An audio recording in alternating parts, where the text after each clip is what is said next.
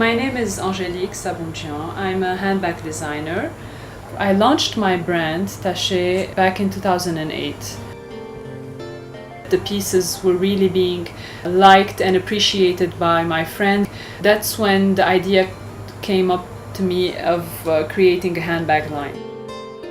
I used to outsource my pieces. I was missing the atmosphere of the workshop and to see the product being produced from A to Z. I decided to set up my own atelier.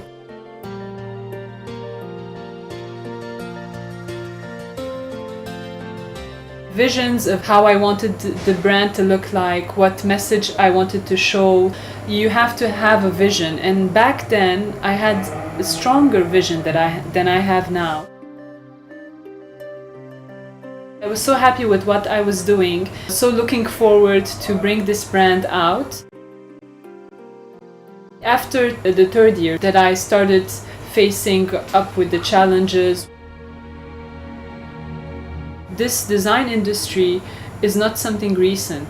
The ateliers and the craftsmen and the suppliers of tools and accessories for the design industry have been established at least 40 years ago. It was more valued before, and now, I don't know for what reason, people tend to disregard that value.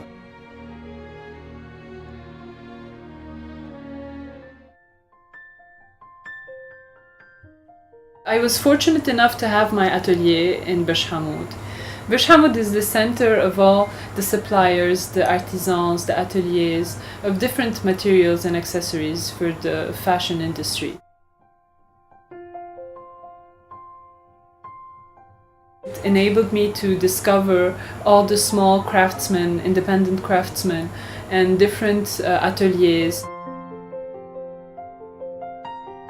I was introduced to leather, wood, plexi, and steel and brass. So all of this made me discover my passion for craftsmanship.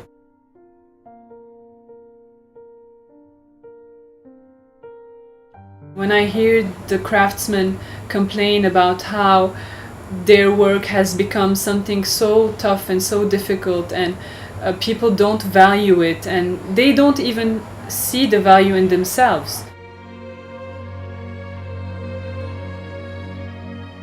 As a designer, I can just think of how I would want to talk about this issue. There should be a flow of information within the designers for them to understand the danger that in 5 or 6 or 10 years this industry will face, and then take action in creating awareness for the mass public. People have to know that this exists in the first place. Since Lebanon is one of the only countries who has this capability,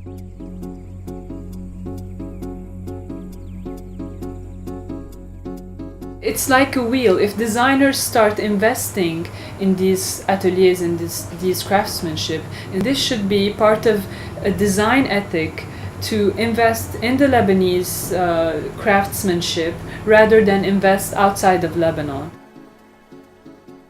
Their first thing I always say is awareness. To create this change, I came up with the idea of organizing a tour in Bourj Hamoud, part of the Beirut Design Week, which enabled people and designers or people from the design background come and discover the different suppliers, the different craftsmen, the different establishments that had anything to do with the design and the fashion industry.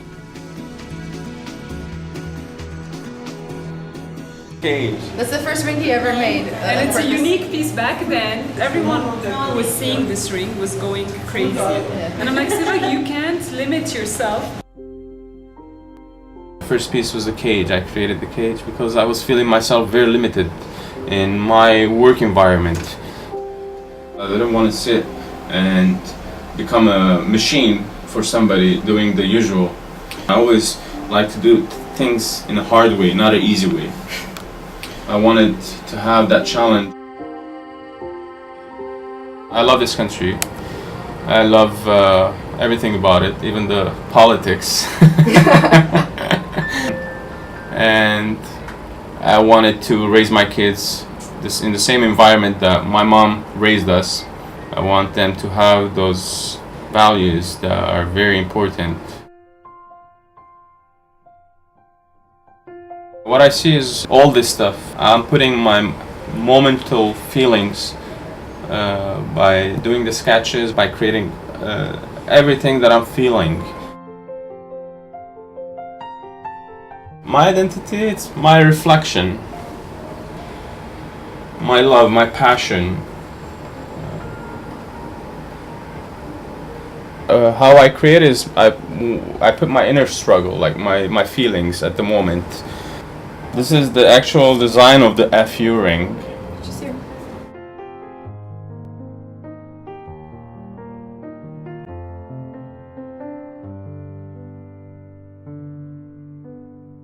This is the obstacles. It's funny. This is a protector.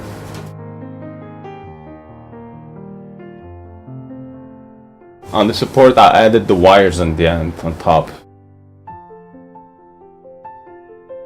Sometimes it's really hard to come up with another idea.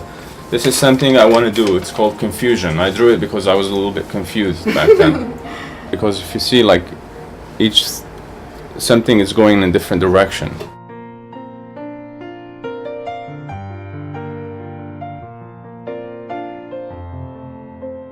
Shifted, actually. This is in yellow that I was telling you. Shifted, you can wear it this way, or like this.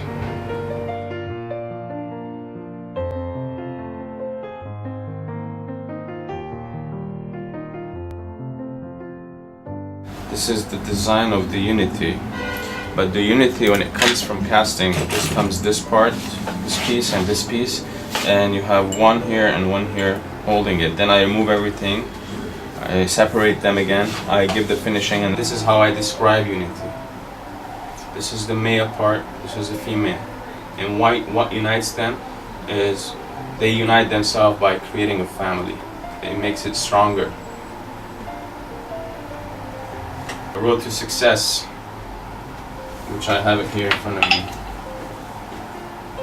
How I created this by designing roads on the ring, and I created the emptiness of life underneath.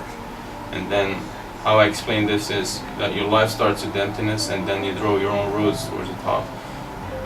Now, because I'm doing something I love, I believe in, I'm able to explain the pieces by themselves. Once you read the stories on the tags, how you go through stages in life, problems, the challenges, I'm trying to create them on pieces. The details that are behind the story. You know, each wire, each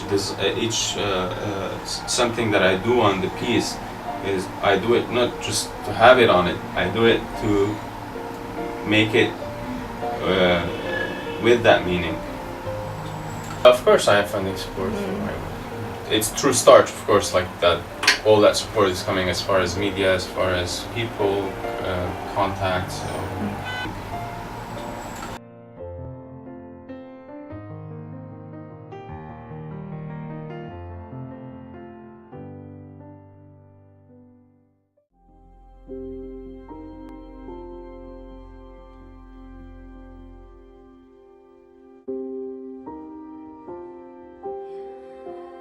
My father used to work with other factories as a designer and a pattern maker.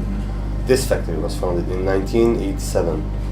My name is Rak Pailian, because this business is from my grandfather. It's Pailiani. My dream from the beginning was to build my own brand in a very professional level. In 2009, I decided to go to Italy to become a shoe designer professionally. After graduation, I started working with Giuseppe Zanotti for about a year. was amazing. Yeah. I made shoes for Beyonce. I made 2 shoes with my own hands. You see it on TV? Yeah, I worked there. He wanted me to stay there and work for him, but I decided to come back to Lebanon and help my father to take our business to the next level. Usually I do the designs. Sometimes my father has his own ideas. I did a couple of custom-made designs for some singers and some movie stars in Lebanon, but I prefer working more on the production idea.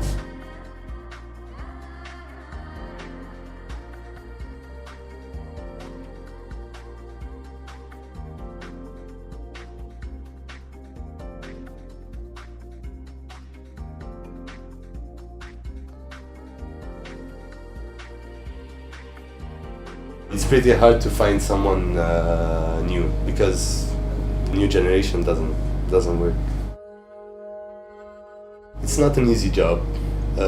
It's not a job that you can say you're proud doing it. They started with my father when they were young, and now they are all 40, 50 years old. Now I have a problem like that. One of them left because he was like 60 years old. I'm not able to find anyone to replace him. I think the younger generation want to work in something that has a future. Fashion business in Lebanon, it doesn't really have a good future. Sometimes you think like, I don't want to do it anymore. You don't show what you're doing to the people. You don't have exhibitions, magazines that are sold all over the world about Lebanese designers. I went to an exhibition in Italy and we participated there. They said it's maybe better than Italian quality. Who knows about me? No one. And we don't have anyone to help us have that exposure, you know. It's hard. You need a good government who has good rules that they don't let hundreds of thousands pairs of shoes to come to Lebanon from China. That's the first step you can do. I don't want to use the cliche that everyone says that the government is not helping this and that. The basis of any healthy industry comes from the manufacturers and the craftsmen. So to get a stronger economy, we should focus on the industry we have. I can't see anything more valuable. There should be an awareness in the other Gulf countries. Come and produce their lines and their pieces in Lebanon. There is no moral support. And I think that comes from the people. The mentality of the consumers, of the Lebanese, has to change so that they can embrace and they can see the value in everything that's made locally.